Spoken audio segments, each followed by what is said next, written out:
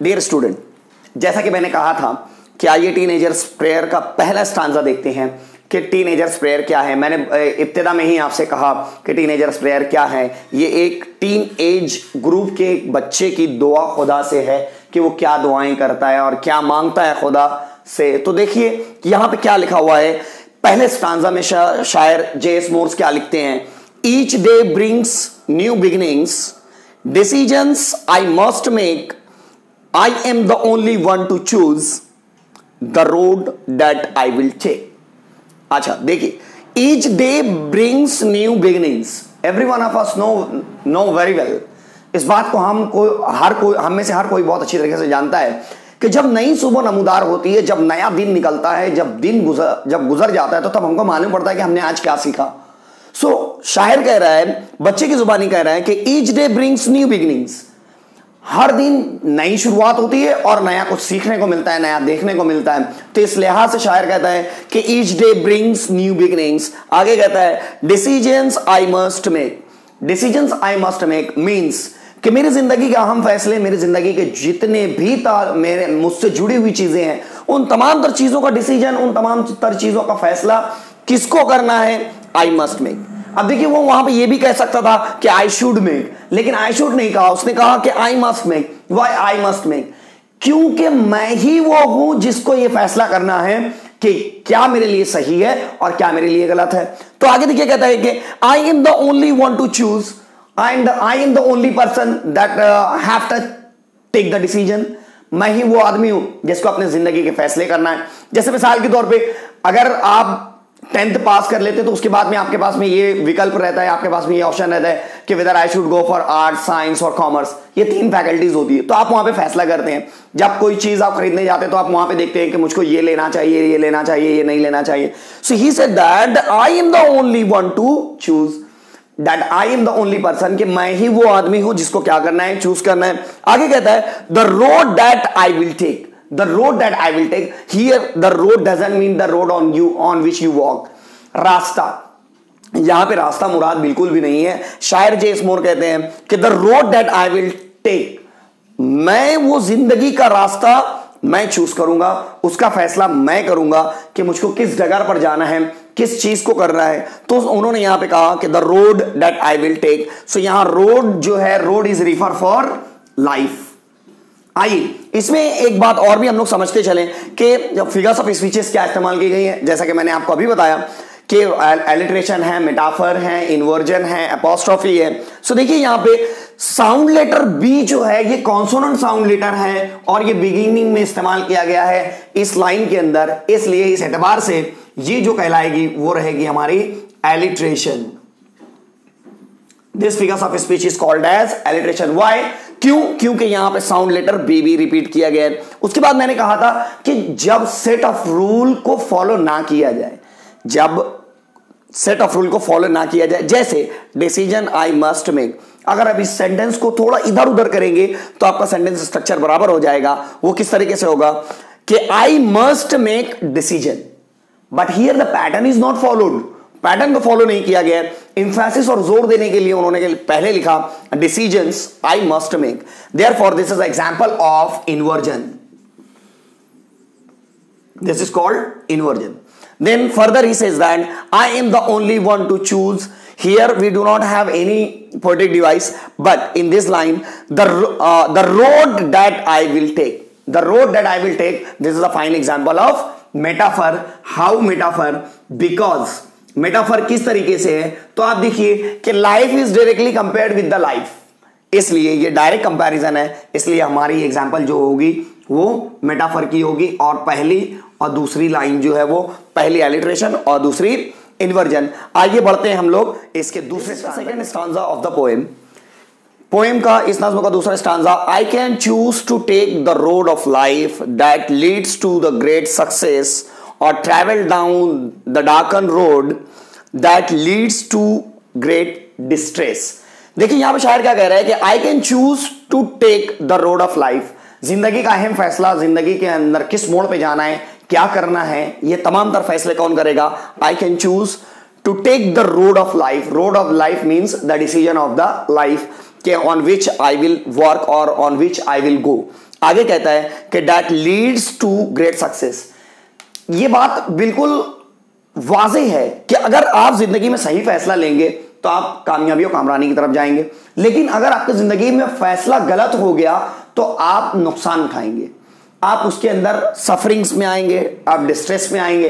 तो वो कहता है कि अगर जिंदगी का सही फैसला होगा तो मुझको क्या मिलेगी, I will get the great success, but लेकिन और travel down the darken road if I would choose the wrong path, if I would choose the wrong direction, then everything will be lost, everything will be distressed, everything will be psychologically suffered. So इसने कहा that leads to the great distress, और वो आगे क्या कहां ले जाएगी, leads to the distress which means psychologically suffered life होगी, नफ्सियाती तौर पर इंसान जो है वो परेशान होगा और उसको अपनी कामयाबी की जुस्तजू रहेगी। लेकिन अगर सही रास्ते का इंतखाब करता है तो उसको क्या मिलेगा, सक्सेस। जैसा कि मैंने कहा था कि road is compared with life, therefore this is a fine example of metaphor. ऐसे एग्जांपल को हम लोग मेटाफर कहते हैं जिसमें एक चीज को डायरेक्ट किसी दूसरे चीज से कंपेयर किया जाए, जैसे रोड को लाइफ से कंपेयर किया गया है, इसलिए कौन सी एग्जांपल होगी, ये हमारी मेटाफर कहलाएगी। अब इसी के साथ साथ आप देखिए कि मैंने आपको इससे पहले भी कहा था कि जब कोई कॉन्सोनेंट साउंड लेटर रिपीट होता है तो हम उसको एलिट्रेशन कहते हैं। जैसे यहां पे साउंड लेटर डी रिपीट हुआ है, इसलिए ये जो एग्जांपल है ये एलिट्रेशन की है। Dear student, keep in mind कि ऐसे क्वेश्चंस आपको एग्जामिनेशन में आएंगे। बोर्ड में 1 मार्क्स का सवाल होता है कि ऐसी लाइन दे दी जाती है और आपसे सवाल किया जाता है कि इसमें फिगर्स ऑफ स्पीच पहचानिए, या जब एप्रिसिएशन ऑफ द पोएम लिखते हैं तब हमको इस चीज को वाजे करना बहुत जरूरी होता है। तो ये था इस पोएम का दूसरा स्टांजा। आइए तीसरा स्टांजा देखते हैं। डियर स्टूडेंट, ये तीसरा स्टांजा है इस पोएम का जिसमें शायर कह रहे हैं, please open up my eyes dear lord. जैसा कि मैंने आपको कहा कि एपोस्ट्रॉफी क्या होता है, एपोस्ट्रॉफी ऐसी चीज होती है जिसमें इमेजिनरी पर्सन और एब्सेंट ऑब्जेक्ट्स और एब्स्ट्रैक्ट आइडिया से बात की जाती है। जैसे उसने कहा कि please open up my eyes, his eyes is already open, उसकी आंखें ऑलरेडी खुली हुई है, जो अपनी आंखों से वो देख सकता है। लेकिन कौन सी आंखें जो अच्छे और बुरे के दरमियान फैसला कर सके, सही और गलत की तमीज कर सके। तो उसने कहा कि please open up my eyes dear lord, ऐ खुदा मेरी आंखें खोल दे ताकि मैं सही फैसले कर सकूं, that I might clearly see, ताकि मैं किसी भी चीज को सही और बिल्कुल सही तरीके से समझ सकूं। आगे कहता है, help me stand for what is right, और ऐ खुदा मुझको इसलिए भी, इस लिहाज से भी गाइड कर कि मैं सच्चाई के साथ में, अच्छाई के साथ में खड़े रहूं और सही फैसला कर सकूं। Bring out the best in me, और मेरे अंदर जो है, मेरे अंदर जो छुपी हुई सलाहियतें हैं, अच्छी सलाहियतें हैं, ऐ खुदा, ऐ परवरदिगार, तू उसको क्या कर, उसको परवान चढ़ा, उसको ऊपर ला। तो देखिए अभी ये था हमारा इसका इस नाज़्म का स्टांजा। अब इसमें देखिए कि पोएटिक डिवाइसेस कौन से इस्तेमाल की गई है, फिगर्स ऑफ स्पीच कौन से इस्तेमाल की गई है। तो पहली जो है वो है अपोस्ट्रोफी, इसको कहते हैं हम लोग अपोस्ट्रोफी।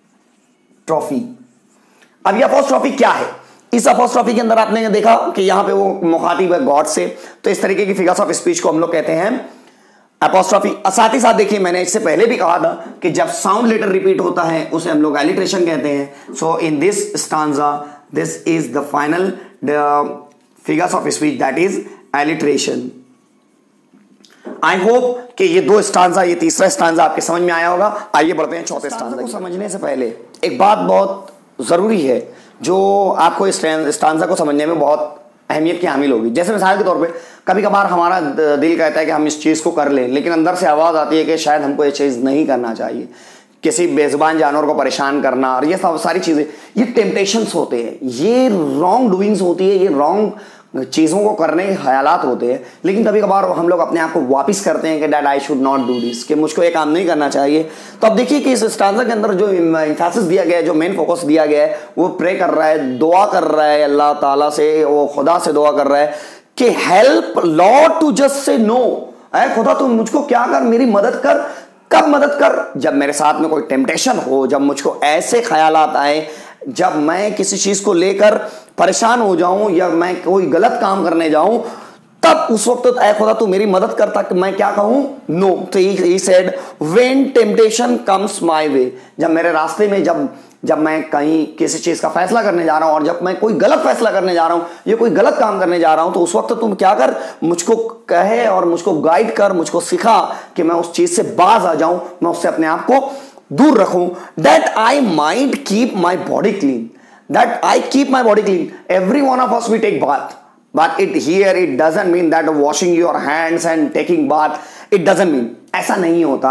बल्कि वो क्या कह रहे हैं कि that I might keep my body clean। Body clean से मुराद यहां पे कि आपका चरित्र, आपका कैरेक्टर जो है वो बिल्कुल साफ होना चाहिए, आप किसी भी तरीके से दागदार ना हो। तो उसने कहा कि that I might keep my body clean, that I should be a noble person, ताकि मैं समाज माशरे में एक इज्जतदार शख्सियत के तौर पे जाना जाऊं। तो उसने कहा कि that I might keep my body clean and fit for life each day, और मेरी जिंदगी जो है, जिंदगी का हर दिन जो है वो कैसा होना चाहिए कि मैं उसके लिए चाको चौबंद रहूं, मैं बिल्कुल तैयार रहूं।